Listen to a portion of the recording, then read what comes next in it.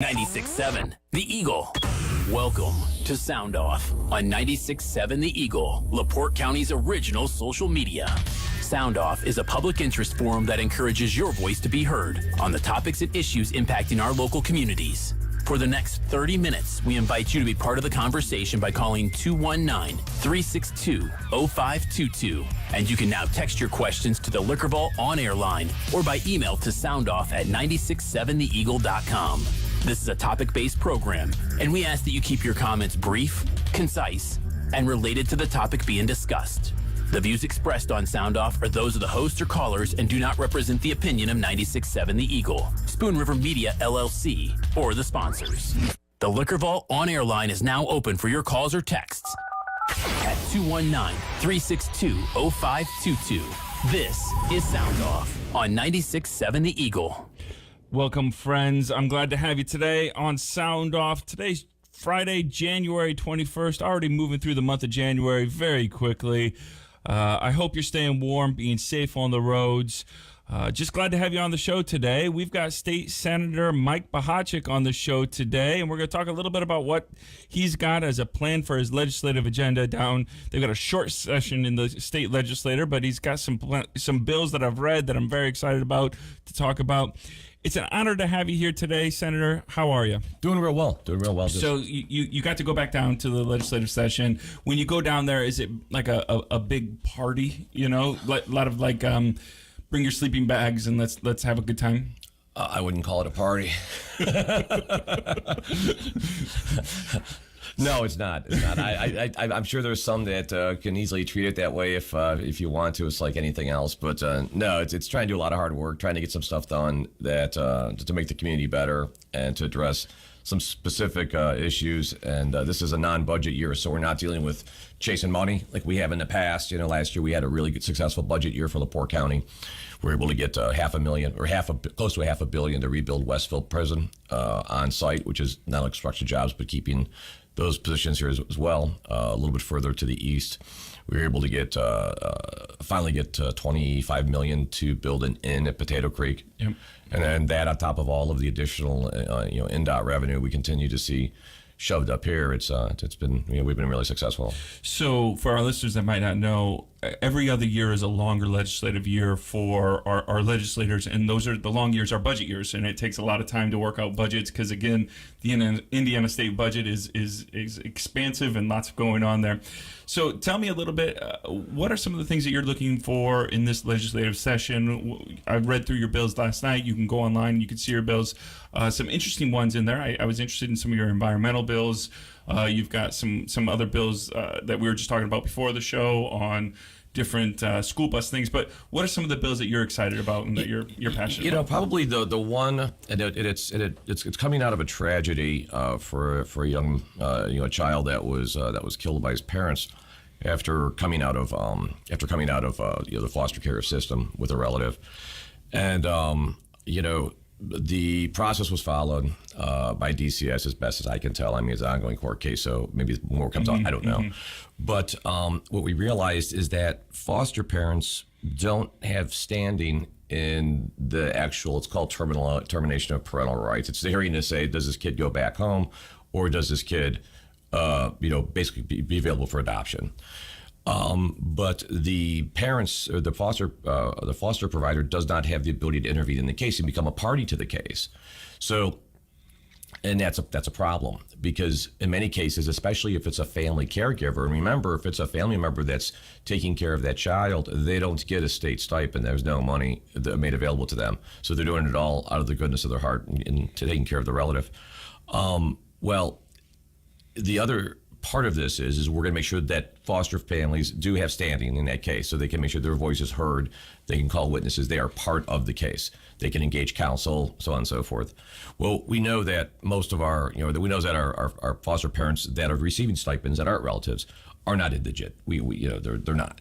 So if they decide to engage private counsel, then certainly we would hope they would have the means to do that. But for our family caregivers, it's very possible that they are indigent and do not have the ability to engage counsel. So what we would do with this is, on top of giving everybody standing, we would also provide, for this family caregiver, an attorney. So we give them access to free legal counsel. so that way the best the best outcome for this child could occur.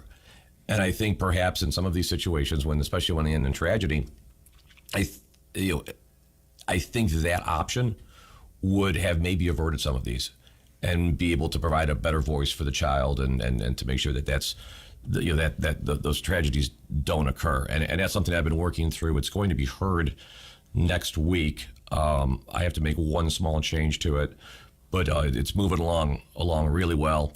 A lot of times in the short session, we're trying to pick up things that were missed in the long session. So you'll see a lot of policy kind of stuff. Locally here, for instance, there was some issue about what is who's a relative for purposes of disclosing a contractual relationship or purchasing agreement. So we're going to define that. I believe that's set to be heard this coming week, and we're going to say, here's the list. Here's what you have to disclose, because you have to disclose your second cousin by marriage. I mean, are we doing short tail relatives, or is it real relatives? So that's kind of an idea of something that came out here locally. Something else too. And we had talked about this earlier, but there's a drug available to ease withdrawal, and it's extremely effective. It's non-opioid based, and it's Medicaid approved. But there's there's a prior authorization required, which is anywhere from 2 to 7 days. And as we had discussed earlier, when folks are ready to say they've had enough and they've hit bottom, that window of opportunity to get them engaged in services is pretty small. And 7 days or so for a prior auth, you're out of the window, and they're just going to abandon that prescription, and they're not going to start the process, because it's a regimen. You have to be drug free, you have to be through detox before you can receive an opioid antagonist like Vivitrol, which is the 30-day shot that renders opioid use ineffective. So, we're trying to get that off. What's that drug called? Do you remember? I don't remember. It begins with an L, and it's okay. The names are hard I just wish that with drugs we would just number them all. So now we'd be on drug number 1, 13,421 version B. But it wouldn't look good on a coffee mug, pen. It's true, yeah. Or the commercials. Right. One of the things, though, again, I appreciate about this bill is, as we know, this isn't debated. We know with people that are addicted, and we certainly have that issue. We see drug overdoses in our community a lot. We've got a lot of our listeners that are concerned about this.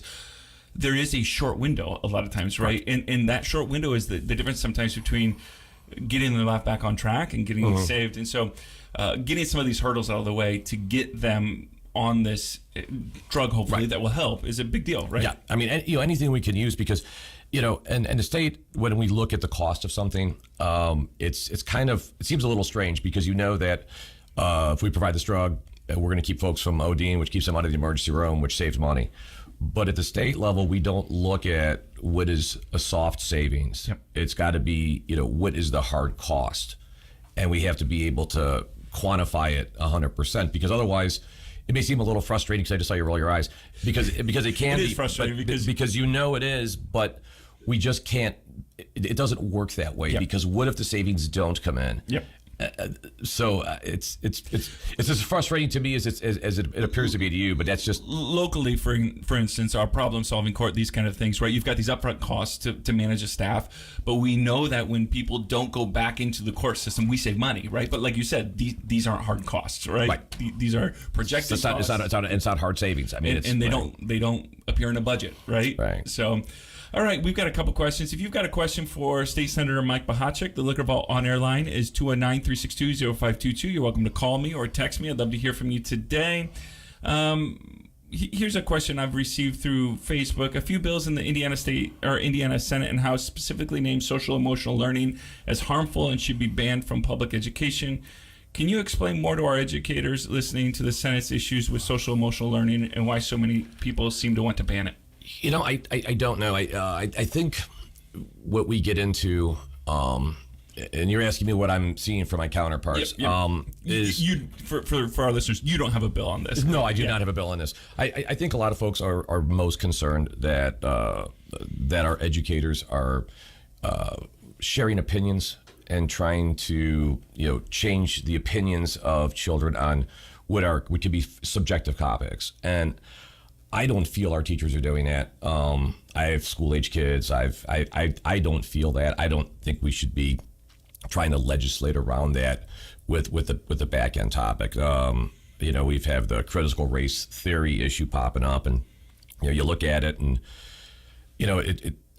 but it's a theory. It's not. I mean, I think it's kind of gotten a little bit overblown, and I have not seen that in any course syllabus yet. I know it's a college level class. Can be, yeah. Can be, yeah. But I've not seen it in K-12, and the state creates the curriculum. Yeah, and I don't. Yeah, that's the Yeah. interesting thing, right? If the state creates the curriculum and the state says it's not in there, then it's really not in there, and you're right? not teaching it. And I think a lot of parents want access to be able to look at the curriculum, and they already can do that. I don't know.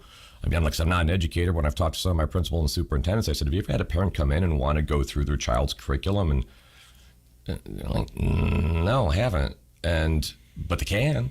So I think that's what I think that's kind of a little bit of a fear is, are our kids being indoctrinated by educators, or are they not? And how do we get around this? And to me, I don't see it as a problem. So in the way that I look at it, couldn't most of these issues that I'm reading, because again, you do sometimes hear this crazy teacher in some school district, but can't some of these issues just be handled on the school district level? Yeah, you would think, because you're right. I think these are more outlier situations, and and even for purposes of curriculum, I know one of these bills wanted teachers' lesson plans on a weekly basis. The week before, yeah. Which, I mean, we're putting so much. I mean, how much more useless burdens we want to put on our teachers? I think it's kind of pointless.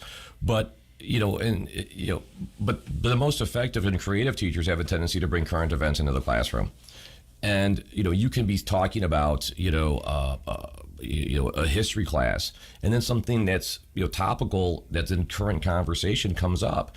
And it's good when teachers bring that into the conversation and let children form their own opinions, but give them the forum to do that. Yeah. And my fear is that when we do things like this, we can stifle that creativity. And I don't want that to happen. Yeah. Yeah, there's that weird thing where you don't want educators to be afraid to talk either, right? Correct. And to engage in different things. Well, we've got State Senator Mike Bohacek on the show. We're going to take our first break, and we've got some callers. I see your calls. We're going to get to you as soon as we get back. Keep listening to 96.7 The Eagle. Car problems often strike at the absolute worst times, but you can rest well knowing that Cannon's Automotive Service is here for you and dedicated to get you back on the road with prompt, efficient, same-day service. The same Cannon's commitment that LaPorte has trusted for over 50 years. Cannon's Automotive Service, now with 2 locations, 710 Tyler Street and 909 Boyd Boulevard. With Cannon's Automotive, we fix everything. Somewhere in LaPorte County, there is a bar that is serving up some delicious food, as well as some drink specials that'll have you rushing back time and time again. And that somewhere is nowhere. Bar and Grill in Rolling Prairie. Taco Tuesday? Yep, they have that too. Ask about their famous shaved prime rib egg rolls or shaved prime rib sandwich basket. In the mood for fish or prime rib? Stop by Friday and Saturdays after 5 p.m. They'll be waiting for you. Nowhere Bar and Grill in Rolling Prairie. Open at 11 a.m. 7 days a week. With Surf Fiber Internet's price lock guarantee, there's no hidden fees, no contracts, no data caps, and free installation. Plus, LaPorte residents that call today get Surf 1 gig fiber internet, including 1 Wi-Fi whole house router powered by Eero, all for one flat monthly price of $65 guaranteed. Call 855-528-SURF or go to iwantfiber.today. This is a limited time offer, subject to change. All speeds not available in some areas. Restrictions apply. Call for more details. Hi, everyone. I'm Craig Orndorff. On the next weekend in the country, we're heading back to January of 1996. A blizzard slammed the eastern U.S. The Whitewater scandal continued, and the Dallas Cowboys won their 3rd Super Bowl in 4 years. And on the music chart were John Michael Montgomery, Joe Diffie, Shania Twain, Alan Jackson, and Garth Brooks. And we'll have them and more on the next Weekend in the Country. Join us for Weekend in the Country, Saturday morning following your 8 a.m. news on 96.7 The Eagle, brought to you by Haverstock Funeral Home and Cremation Services. Michiana weather. High of 23 this afternoon. Under sunny skies, south winds 5 to 10 miles per hour. Partly cloudy tonight, 12. 1 to 3 inches of snow tomorrow night through Sunday night. From the Weather Center at hometownnewsnow.com. Right now, 18. Your opinion matters. We invite you to share it by calling or texting the Liquor Ball on-air line at 362-0522.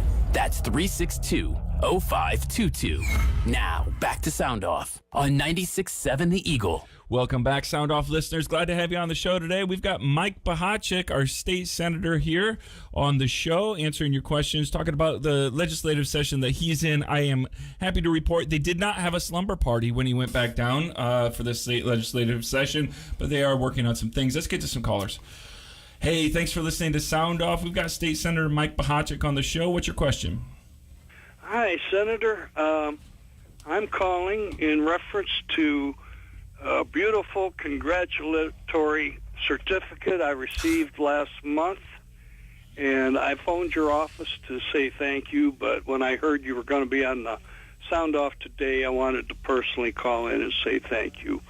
That was one of the nicest gestures I've received in a long time, and it couldn't have come at a better time. I was really down and out, and I got that certificate, and I'm probably displaying it on my wall at this point. Well, you're very, very welcome. What was the certificate for? I turned 70 years old, and I didn't know what generated that other than possibly the almost 29 years of service I gave to the state of Indiana. So I thought that the state probably forgot me when I retired. I see now that they haven't. So anyhow, good. I'm glad to reach you in time. Oh, it got here 2 days before my birthday, and I couldn't believe it. My son come over, and he's a younger fella, and he's got one of these iPhones, and first off, he had to have a picture of it. So I imagine it went on Facebook. I don't know.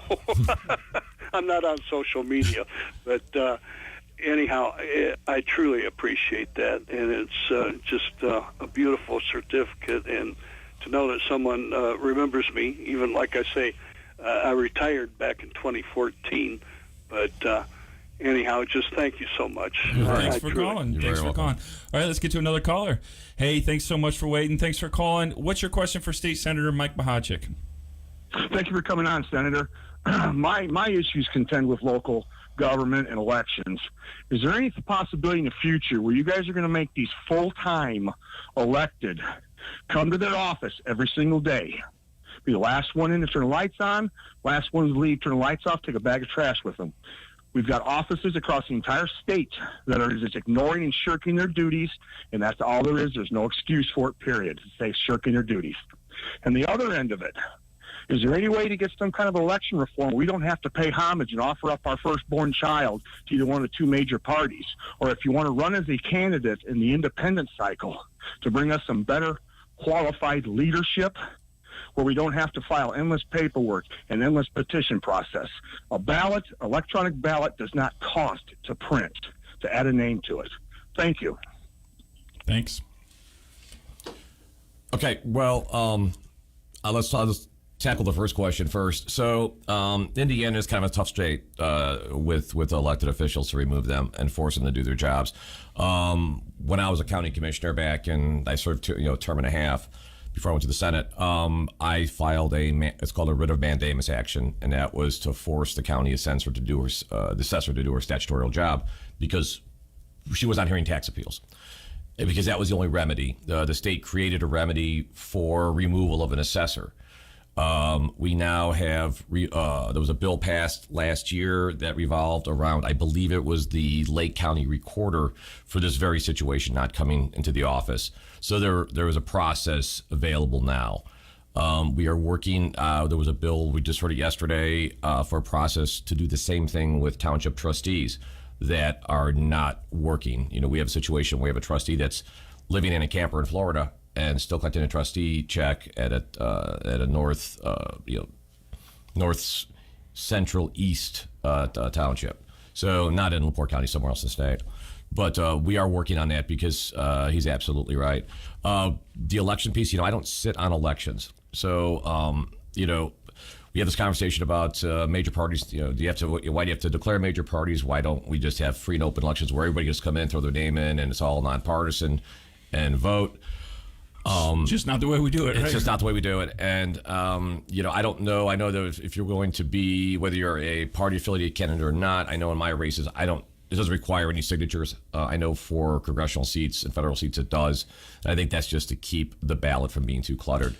On that end, because we're talking about elections, I know former state senator Jim Arnold, who I think you took his position on, is worried about the bill that in the House that would make school board elections become partisan elections. Are you for or against that? We have one of those coming across in the in the Senate as well. Actually, it was the same author, Scott Baldwin, that just had Senate Bill 167. That was made news. It did certainly make news. Certainly got some not the right kind of news, obviously. I do not believe that a school board election should be partisan.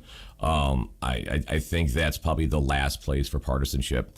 And there's a couple of reasons why. Number one, I just think it's inappropriate, and that's not politics does not belong anything to do with schools. But the other thing is we have folks that serve on those boards that may be military, that may have some of their salary that's paid for by the federal government, and if they're exempt by the Hatch Act from serving. So we could lose some great candidates because of doing that. Reservists or things like that. Right, and I just think people that want to serve on a school board are not doing it for glory or fun. They're doing it because it's a calling and they want to give back to their community. I can't imagine Senator Arnold is doing it for the glory of being on a school board. But I'll tell you what, though, he advocates of that school board. Yeah. Every time I talk to him, it's like he's asking for something. All right, let's get to another caller. Thanks so much for calling. We've got State Senator Mike Bohacek on the show today. What's your question for the senator? Hello. Hi. Yeah, what's your question? Okay, I didn't know if it was my turn or not. Yep. So my question is about Camp Atterbury, and if he knows what the plans are for the people that were brought into Camp Atterbury, and will they be relocating them throughout the state, or if they have, and if there's a vetting process that's being done just to make sure that the safety of our, his constituents are safe. So that's my concern. Yep. Thanks. I can give you my opinion on that, but what I can't do is I don't know specifically. It's not a topic that I've really dealt with. I think that's more of a federal issue. I can look into it. I'm sure they're vetting them. I don't know how the vetting process is going, how fast it is. I know that we did take some Syrian refugees several years ago, and they did vet them. And so I'm imagining there's a process for it, but that's just going to be speculation. I don't really have any information on that, but I can certainly get it. All right. Here's another question I received. Let me read this right. Less than 10% of Indiana's energy comes from renewable resources, yet nearly 3/4 of voters favor expanding the use of renewable energy sources, net metering policy, these kind of things. Are you in favor of encouraging and doing more for renewable energy in in Indiana? Yeah, I am. But it's got to be well planned out where you put this infrastructure. Everybody is for wind and solar, except when you want to put the wind and solar next to their house. So, it needs to be a measured approach. Net metering, for those of you that don't know, if those are primarily for the rooftop solar guys that are putting rooftop solar, and what that basically says is you spin your meter backwards. You're putting energy back into the grid, but you're basically essentially spinning the meter backwards. Yep. The problem is that when you buy energy, you're not just buying the kilowatt. You're buying the transmission infrastructure. You're buying all that other stuff. And when you spin the meter backwards via net metering, you're selling back at retail. Well, the power company doesn't buy it at retail. They buy it at wholesale cost, and then they put it into their grid, into their network. So, if you think of it this way, if you're not doing rooftop solar, and somebody that is, you're actually, as a non-solar generator, you're actually subsidizing them. If we do net metering, we phased out net metering. That was a bill sponsored by Senator Hirschman several years ago, and I think we must be getting close to the phase out. Where some folks are starting to think about it, but we're going to have to find a way to get off of fossil fuels. I mean, it's a finite resource; it's not going to be around forever. So we do need to transition into it. And we see the private sector starting to transition too, right? So it's obviously something that it's something that it seems like the nation seems to be going towards, right? No, my concern with it though is, if we start mandating, this is cars, for instance, we start mandating electric vehicles, or we start making the price of gas so expensive that it forces a market shift to electric vehicles. The problem is that who is going to be impacted the most on that? It's going to be the poorest of our society that can't afford the electric vehicle. So, there's a balance there, right? Well, there's a phase in too. We don't think about that, right? All right, we've got State Senator Mike Bohacek on the show. The Liquor Vault on-air line is 219-362-0522. You're welcome to call me or text me. We're going to take our final break of the day, and then we'll get back to some more questions from you. Thank you so much for listening to Sound Off on 96.7 The Eagle. Ben Conowitz here, LaPorte Seamless Gutter, 219-362-9972. Fall is here, and that means leaves and debris for your gutter system. We've got 3 separate types of gutter guard for your home. Leaves and debris come in all shapes and sizes. We don't need a one-size-fits-all for your gutter. Give us a call today for a free estimate at 219-362-9972, or you can visit us on the web, www.lpseamless.com. Join 96.7 The Eagle every Sunday morning from 9 to 9:30 a.m. for Bethany Church's Sound Up. Enlighten your Sunday morning with inspirational words of faith from Pastor Dennis Meyer. Bethany Church's Sound Up every Sunday morning from 9 to 9:30 a.m. on 96.7 The Eagle. Hi, this is Cassandra. I'm the office manager at Allstate Prendergast Agency here in LaPorte and Michigan City, where providing protection that fits your life is something we take very personally. We are committed to learning about your needs and personalizing protection to meet them. From bundling your auto, home, and life insurance with ease to evaluating optional coverages based on your protection needs, we can build an insurance plan that fits your life. Are you in good hands? Call us at Prendergast Agency today for a free quote, 219-324-9595. Hey, who's hungry? Because I've got a deal for you. Dennis Adele here to introduce you something new to the Morning Mayhem. Every weekday at 6:55, it's Denny's Diner. Yep, Joe and I will cook up some trivia questions, and if you have the correct answer, you'll be the winner of a $20 gift card from either JJ Sideout Bar and Grill, the Burger Bar and Grill, Wanna Pizza, or Nowhere Bar and Grill. So join us weekdays for Denny's Diner at 6:55 on the Morning Mayhem for your chance to win here on 96.7 The Eagle. We're waiting to hear from you. Dial or text 362-0522 and let us know what you think. That's 362-0522. Back to Sound Off on 96.7 The Eagle. Welcome back to Sound Off, to our final segment of the show. Here's a question for you. Ask them about SB 29. Municipalities are only legally allowed to offer the average of 2 appraisals for a property, but SB 29 requires any property acquired through eminent domain, the owner must be paid 120% of the appraised value. Basically, a municipality will have no leverage to purchase property for anything less than 120% of fair value market value rather. It'll encourage people to force eminent domain, which is really only beneficial to the attorneys and no one else. I didn't read the bill that way. We heard it in committee several weeks ago. What we do is, in many cases, in eminent domain cases, and I didn't know this, because NDOT takes property all the time. We're doing it right now in LaPorte County on Highway 20, and the trick is trying to figure out where they find in the comps to determine the value. Because right now, it's 2 comps, yes, and then the average of those 2 comps. And when these things go to court, typically they settle out at about that 120-ish number. Okay. So I think it's an attempt by Senator Buck from Kokomo to reduce court costs because the offers will be more in line to what they should be. It's pro-consumer. Obviously, we had cities, towns, municipalities, counties, and NDOT all not so thrilled with the legislation, so it must be pretty good for the taxpayers. Yeah. And I think he's involved in it because of the US 31 widening and expansion, so they're taking a lot of property. But I do get calls from eminent domain. I got 2 of them this year complaining about the values, and you look at some of the logic behind it, and you can see why some folks do end up going to court over it. But so that 120 isn't coming out of nowhere. It's just the essentially average of what they've discovered was exactly. And then there's no legal costs involved for the taxpayer. Yep. So all right, we've got Senator Mike Bohacek on the show. Let's get to another caller. Hey, thanks so much for listening to the show. What's your question for Senator?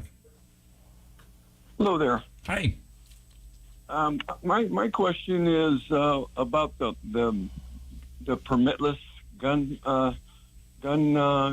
bill that you have. Mm-hmm. First of all, I'd like to say I'm a strong supporter of the Second Amendment, and I've had a permit for many years. But back when I got mine, you had to be fingerprinted, mugshot, background checked, all of the above. And what I'm wondering is if it's a good idea to create the easiest path possible for someone to get a gun without any kind of background checks. And maybe there is a background check that goes with this bill I'm not aware of, but I was just wondering what your position was on it and if you think that's a good idea. All right, thanks so much. So that was Senate Bill 14, and it was just heard in committee. It was a lengthy hearing. I sit on the committee judiciary that heard it. So what the bill did is it removed all requirements to carry a handgun as long as you were legally allowed to own a firearm. I had some problems with it. And I mean, I'm a 2A supporter. I carry concealed. I mean, I've always been a strong 2A supporter. But my concern with the bill was, is it allowed it for everybody? Well, we forget that if you commit a felony, you're precluded from owning a firearm, so this wouldn't apply to you.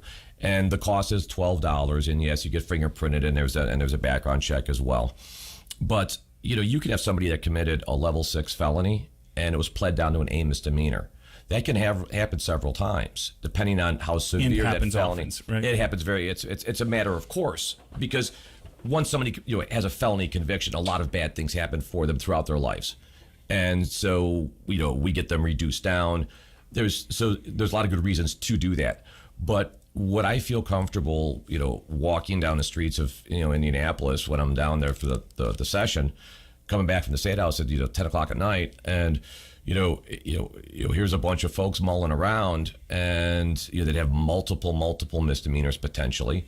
We're able to find a gun somewhere, and now they're going to carry it around with them with no background check, no address. I just don't feel comfortable with it. I mean, somebody, if you commit domestic violence, you're precluded from having a concealed carry permit. Well, if it's pled down to a misdemeanor, we're not going to know. So, and for law enforcement knows that when they pull you over, they can tell based on your license plate apparently that you have a concealed carry permit, and they may or may not ask you if you're carrying your weapon, but that gives them at least the knowledge that potentially you do have a firearm with you. And in today's society, with how law enforcement is being scrutinized at every turn, and some of the relationships become very volatile between citizens and law enforcement, to add one more stressor into this mix is something I just don't think we really need at this point.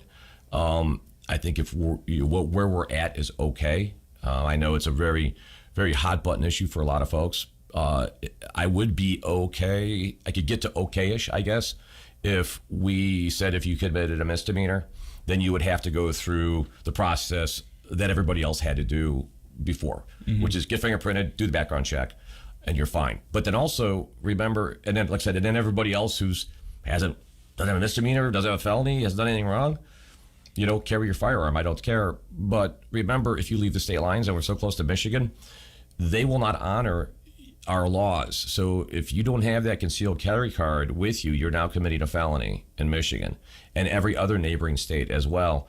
Also, other open carry states will not honor your status as open carry because you're not from their state. So there's a lot of benefits to getting a permit. I know folks don't like it because they feel like it's an infringement on their rights, but there's a subset of our community that we need to make sure that maybe they're doing it the right way. All right, we've got State Senator Mike Bohacek on the show today. Let's get to another caller. Hey, thanks so much for listening. Thanks for calling. What's your question for State Senator Mike Bohacek?